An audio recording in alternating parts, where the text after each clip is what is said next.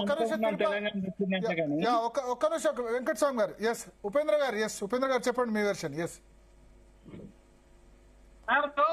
తెలంగాణ జాతిపితాన్ని పెట్టి ఒక 4-5 రోజుల నుంచి చర్చ పెట్టారు. సరే మంచిది, ప్రజలు తెలుస్తారు అది జాతిపిత ఏంది అనేది. కానీ మీరు ఇంకో చర్చ కూడా పెట్టాలి సార్, తెలంగాణ బూత్ పిత ఎవరని. బూత్ పితాన్ని పెడితే తెలుస్తుంది. తెలంగాణ రేవంత్ రెడ్డి గారు తెలంగాణ రాష్ట్రంలో జరుగుతున్నటువంటి భాష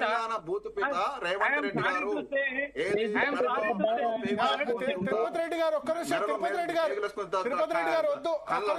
తిరుపతి రెడ్డి గారు మీకు సమయం ఇచ్చినప్పుడు మాట్లాడండి.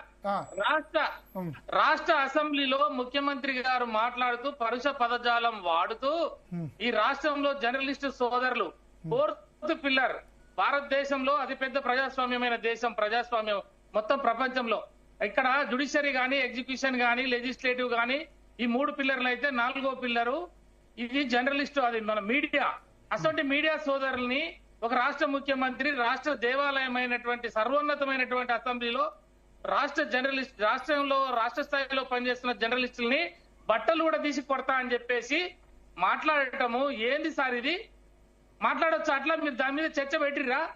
దాని మీద వాళ్ళు మాట్లాడతారా? వెంకటస్వామి బ్రదర్ గారు ఇట్లాంటి మాటలు మాట్లాడవచ్చు అని కడ్రాయర్ మాట్లాడతాడు. కడ్రాయర్ లూడబీక్తారు రాజకీయ నాయకుడివి. కడ్రాయర్ లూడబీకి ఏం చేసుకుంటారండి? ఖర్చీపులు లేవా కాంగ్రెస్ నాయకులకి? బీఆర్ఎస్ నాయకుల కడ్రాయర్ లూడబీకి ఖర్చీపులో వాడుకోమానండి. ఇట్లాంటి పదాలు వాడితే మేము కూడా వాడాల్సి వస్తుందండి.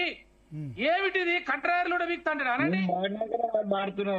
గుర్తుపెట్టుకోవాలి. ఏంటది? ఏ భాష? ముఖ్యమంత్రి మాట్లాడొచ్చా?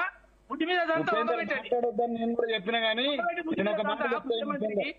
ఏమిటండి ఇది ఈ దేశంలో? వెంకటస్వామి గారు మీరు దయచేసి క్షమించాలి మమ్మల్ని. మీరు ఉద్యమకారులు, మీరంటే మాకు గౌరవం సార్. మీరు పిహెచ్డీ చేశారు, మేము కూడా లాలో పిహెచ్డీ చేశాను నేను. కానీ ఇటువంటి రాజకీయాల కొరకు మనం తెలంగాణ కొరకు పోరాడలే. నీలాంటి వాళ్ళు, నాలాంటి వాళ్ళు తెలంగాణ కొరకు పోరాడింది మంచి ఆదర్శవంతమైన పాలన, మంచి ప్రజలకి న్యాయం జరిగే పాలన గురించి మనం త్యాగాలు చేశాం. మీ త్యాగం గురించి తెలుసు, మా త్యాగం గురించి తెలుసు. కానీ రాష్ట్ర అసెంబ్లీలో ముఖ్యమంత్రి గారు కడ్రాయర్ లూడబీక్తా, ముడి మీద దాంతా, తొండలు ఇడుస్తా. దయచేసి మీరు మానవరండి చెప్పండి సార్. మీరు పెద్దవాళ్ళు, మీరు గౌరవిస్తామో మీరు ముఖ్యమంత్రి చెప్పండి. ఇలాంటి మాటలు మాట్లాడటం వల్ల ముఖ్యమంత్రి పదవికి ఉన్నటువంటి విలువలు దిగజారిపోతా ఉన్నాయి. భారతదేశంలో స్వతంత్రం వచ్చినాక ఏ ముఖ్యమంత్రి ఇలాంటి భాష మాట్లాడట్లే. దయచేసి మేము మిమ్మల్ని రిక్వెస్ట్ చేస్తా ఉన్నాం, మమ్మల్ని అర్థం చేసుకోండి.